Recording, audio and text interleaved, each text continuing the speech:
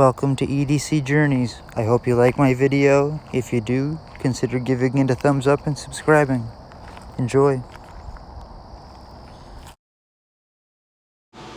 Hey guys, one more note. Between the unboxing and this video, the review will be pretty short, but I just wanted to let you know there will be a follow-up final review coming. What's going on, EDC people, and what is our journey this time? Well, I want to talk to you a little bit about, well, maybe it's Talking Tuesday, Tactical Tuesday. I want to talk to you a little bit about the knife that Ktactical sent me yesterday. I did an unboxing and first impressions. I think that I may have in some parts done it a disservice. The way that I showed it, you know, I like flipped it and it wasn't working really well, and it didn't do it justice. It really looked pretty poor, and that wasn't fair to the knife, because I should have, well, let me say this. First of all, I did open the box and show you just at the same time as I had never seen it, just as you had never seen it. However, I guess I should have tried different ways of deployment or something before I showed it on camera, because doing it the correct way, it doesn't fail. There, you know, the flipper tab on top is just fine. It's just fine, and it works great. You just have to push it. It's a push button, not a light switch. If you light switch it, you're gonna fail easily, and that's where I was going wrong. And I was getting a little nervous about the action, and I was like, oh boy, what did I get myself into with this? But you know, it's just fine. Thumb stud, same thing, very easy deployment once you break the D10, because I could do this over and over again. The fidget factor is fine on this knife. It's great. Do you guys think that that's real carbon fiber inlay right there? I know it's really quite hard to see over video. It does have this like 3D-ish effect though. It makes me think it is, but I'm not a carbon fiber pro by any means at this point. So I'm just curious what you guys think.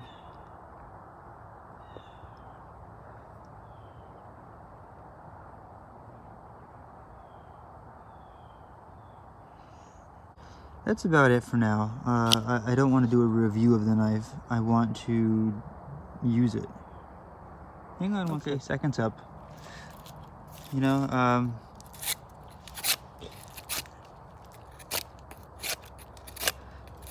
I know this is nothing special. I'm just shaving some bark off, but I just figured we'll start off.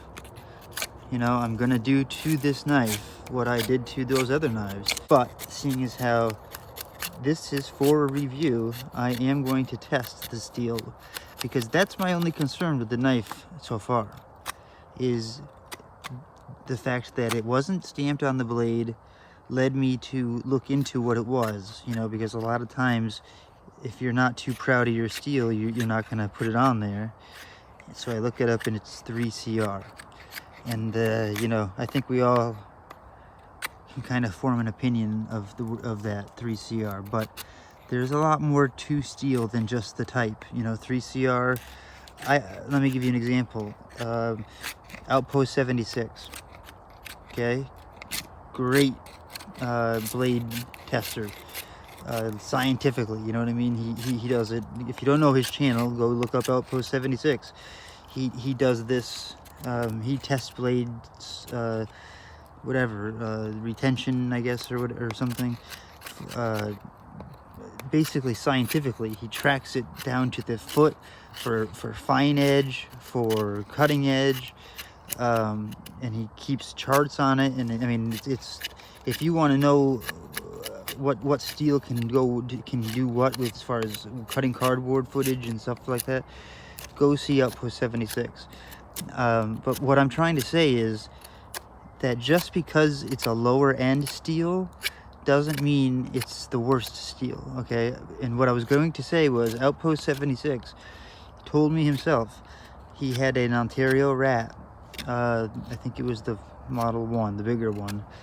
It was, let's see, what did it, I think it was AUS 8, right? AUS 8. There's OS 8 and D2.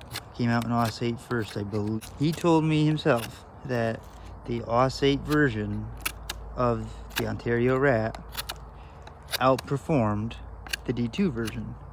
Period, hands down. You know, and coming from him, I obviously trust it. What I'm trying to say is that, you know, you could have a blade that says D2 and then another blade that says D2, and both of those blades can perform completely differently because of the way that they're made, between the geometry of the blade and the heat treat of the metal, of the steel. There's a lot to it. I'm going to give it my best effort to really just do what I do, and play with the knife, use it as I have been the other ones, and tell you how it performs. Maybe we'll be surprised. Okay, we're gonna test everything, and I'm gonna let you know. You know, I told Ktactical that I'm a completely honest reviewer. Whether it was good or bad, I'm going to tell the truth. Either way, I hope that we can continue a relationship, because I think Ktactical as a company has good intentions and is on the right path. And I've been seeing they have another knife that I think is in prototype at this point, if I remember. I think it's called the Katana, and I gotta tell you, that one, not that I'm trying to take the attention off of this one right now, but let me take that off the screen for a second. That one, by looks, is up my alley. So Ktactical, if you happen to be listening, I'm happy to test prototypes as well. I'm just saying. It's 35 bucks on sale right now. Do you think that's high for 3CR, or do you think that the rest of the styling and the product is worth the price? Do you think that it's overpriced? Do you think that it's a good price? I don't know yet.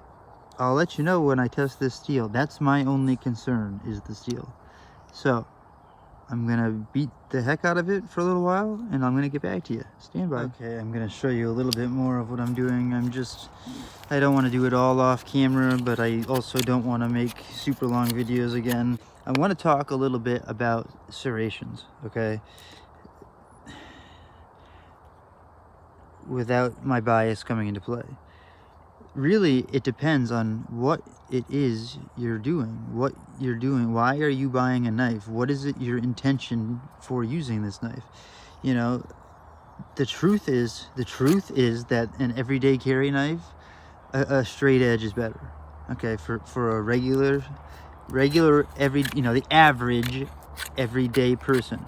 Now, that's not true for everybody. There are certain people, and I can't name them all because I don't know them all, but certainly EMTs, firefighters, law enforcement,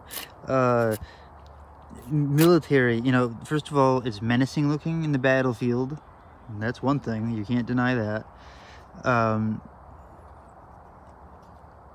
It can cut through, you're an EMT, it can, the serrations are more like a saw, okay? You're things that you aren't gonna get, so you probably aren't gonna be able to use your straight edge blade to slice through real easy, such as maybe, I don't know, a seat belt. Your serration can I can't really hold this straight into it, but it's literally more like a saw that you could go back and forth if you wanted. Do you see how deep I am already? Just, I mean, so there is a purpose to serrations. If you're an adventurer, if you're a bushcrafter out there, I'm not saying that, all these people plain edges wouldn't work for, but I'm saying that there is a place for serrations, even in food, okay? Think about your bread knife. Is your bread knife serrated? I think it probably is. And there's many uses for a bread knife besides just bread, by the way. That's something that's a misconception. Bread knives can be used to cut meat. That's another example of serration. Is your steak knife serrated? There are reasons for serrations, and they're good reasons. Take a look at that sawing right there. I know that, and that was just a couple seconds. The straight edge is not going to do that, okay? It's just not. The serration can. So what are you buying the knife for? You know, so I keep going back. This company is called Ktactical. If their intention is to make tactical equipment, I can get why they put the serrations on there. I may not like them because I don't like serrations, but that's me, because I'm not in law enforcement. I'm no longer in the military. I don't need to look menacing, and frankly, I just prefer the way a straight edge looks. But you know, you do have the best of both worlds on this knife too, where you know, you can use the straight edge and the serrations. It's designed with this belly to allow you to do just this. You know, you see I have all of this, am I even on camera? I have all of this straight edge space to cut with, or to slice with, or to use as a straight edge, and then I have this back ass part to saw. And let me find a different thing here. I should really probably not be doing this, but yeah.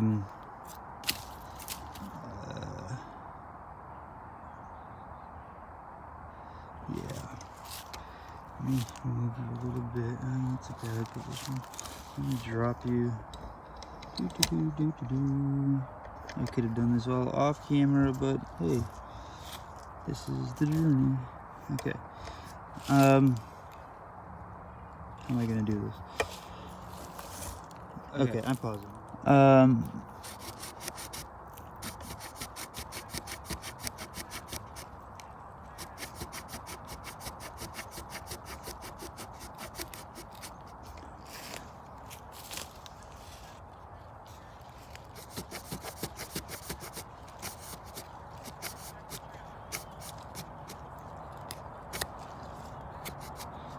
By the way, if this branch was not coming out into a trail that people use, I would absolutely not be doing this to a live tree. And yep, I'm twisting the tip in there just purposely to mess with it. Let's get back to sawing.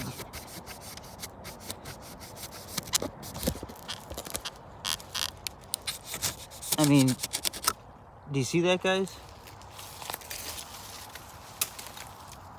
You could do that with a plain edge. You could probably baton it, just, yeah, but you're not going to do it that easily. Okay, so what are your intentions with the knife? The serrations have a place. I just want to test something. Something I've been dying to know. You guys know the Barlow I bought. I believe has the, man, I can't hold these blades that well. Has the matchstick light, right?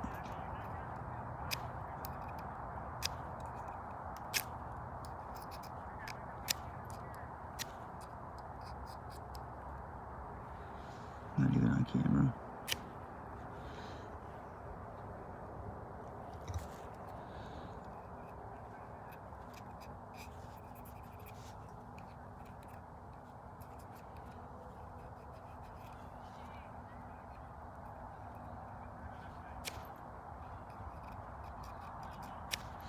Yeah, not so effective. I'll have to clean that off later, but just wanted to test that.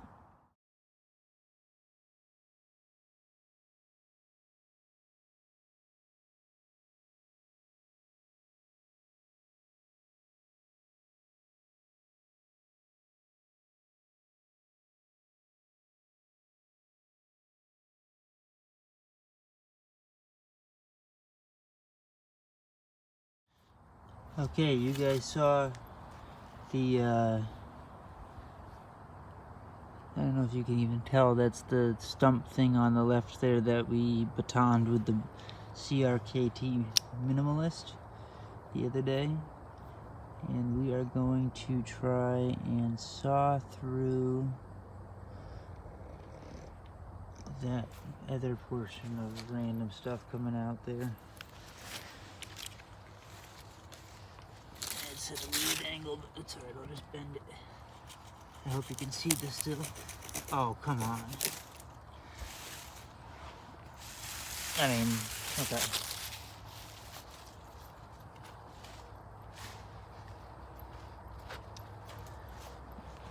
Serrations have a place. Okay, I don't know what of this you're going to see or not see because I have to get down there. Let me just adjust the tripod so I can actually walk there.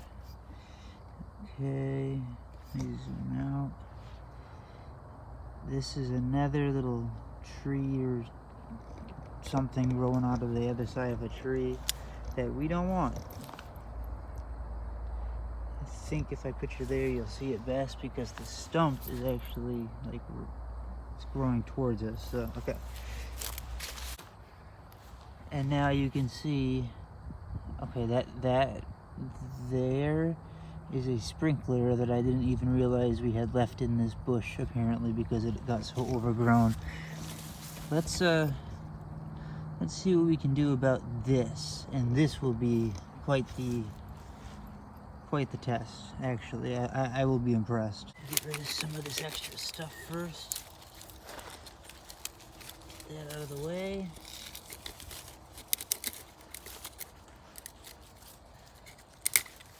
This is all with the same knife. I haven't done anything with the serrations as far as sharpening them in between videos or anything. This is all one thing.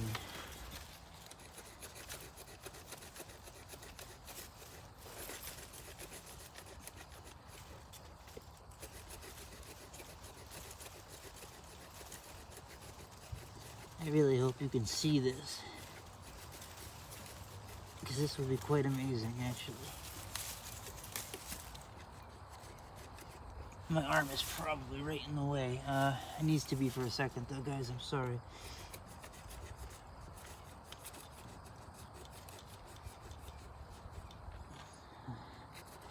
Okay, I might finally be wearing down the teeth on the serrations, but I'll just keep going. You know what? Hang on. Pause. Well, we'll try a couple things here. First off, just this little limb. This is really not that good wood for a baton or a good angle to have a tree next to me. Okay, let me choose one where I can actually get at it. Well, okay.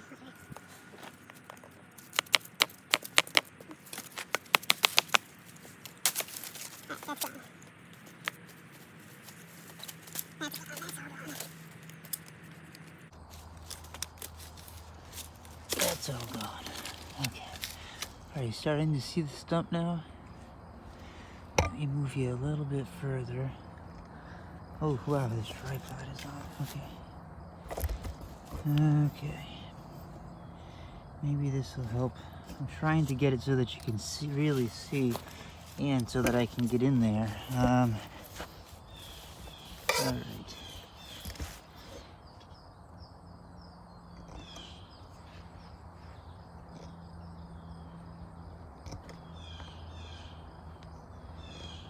I think that will be the best position.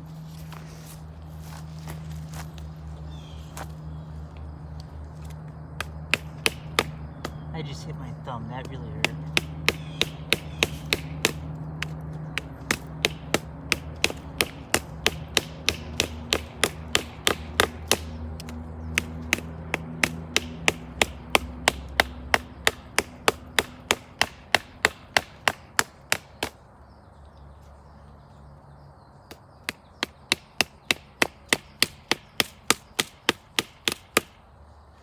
Huh, I did just have the lock fail on me, I will tell you that. But this is heavy duty hardwood. Not that I'm batoning, the wood that I'm cutting into. It could be because my finger's right there. Let me move my finger from the lock bar. No, it is failing. It is getting so stuck in there that the lock bar is failing. that I don't like too much, but I am also pushing it to its limit here. So, you know, bear that in mind.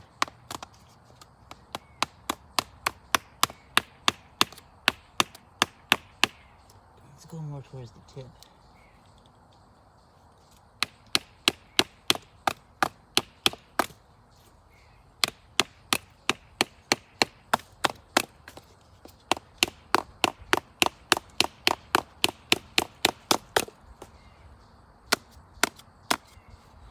I need to find a harder baton, guys. Hang on. Pretty well.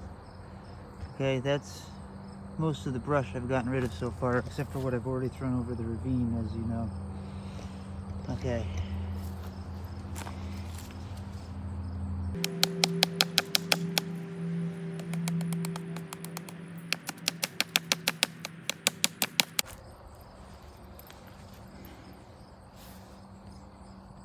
Tip is holding up just fine.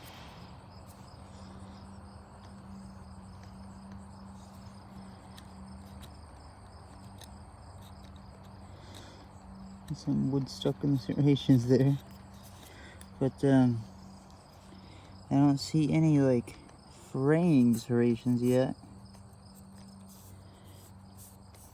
I don't even really see any bad burrs or chips.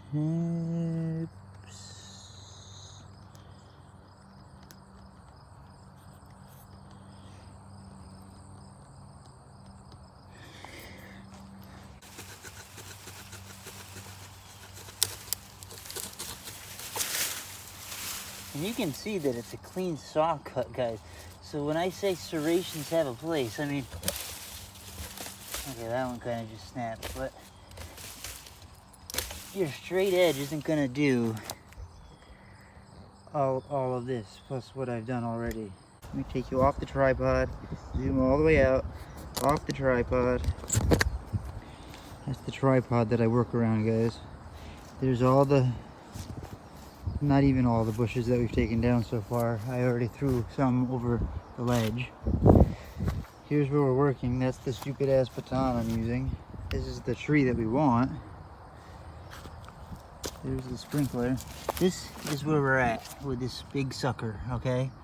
And to give you a size comparison, I mean, I don't really have anything but the knife.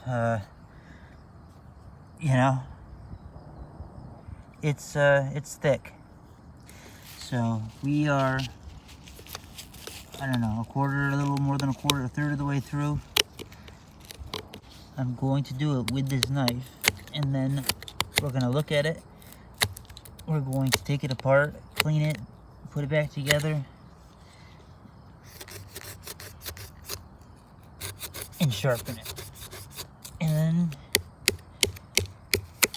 I'll carry it in pocket for some EDC chores. And then I'll do a review. I don't want my neighbors to see this while I'm gone picking up my daughter, because they'll freak out probably, as Patty calls them, they're sheeple. Alright guys, we're back. I picked up my daughter, and I'm sick of looking for a real baton, so I grabbed a little mallet. I know that it's kind of cheating because you probably wouldn't have that in the bush, but you would also have more options for baton wood. Ladies and gentlemen, after some serious time, that has to be some seriously hard ass wood, I'm gonna tell you right now. I don't know what the hell I chose to go through here, but it was beyond thick. It is way more than you would normally ask of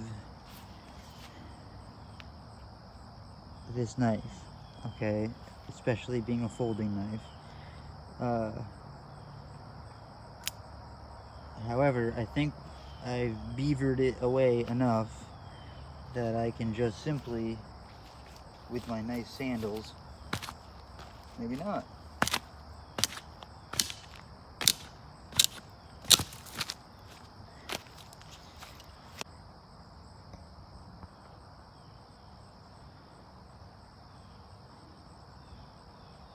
We did it. So guys, that's the last of the beating of it I'm gonna do. This is gonna be the wrap up of this part of this video.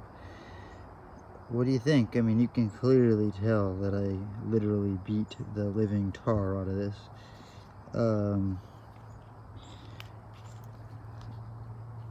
I have to tell you,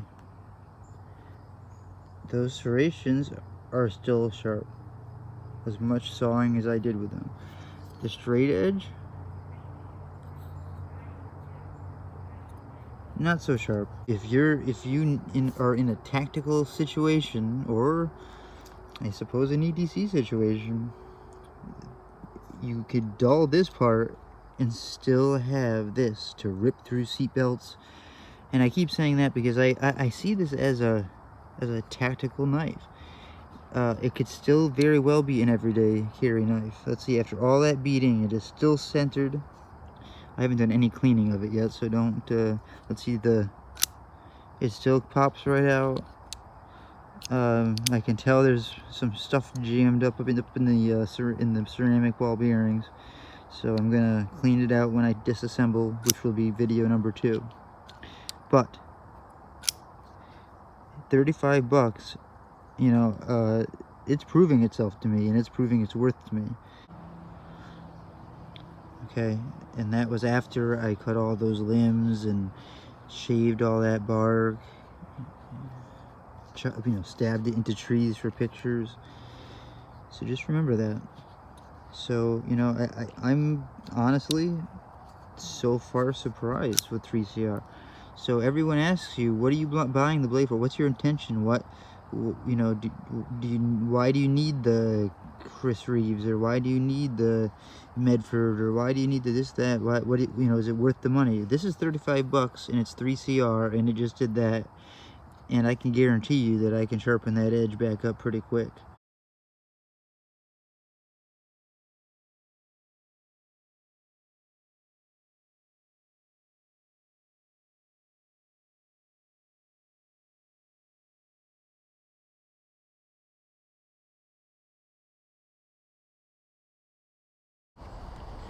Thanks for watching my video. If you liked it, give it a thumbs up.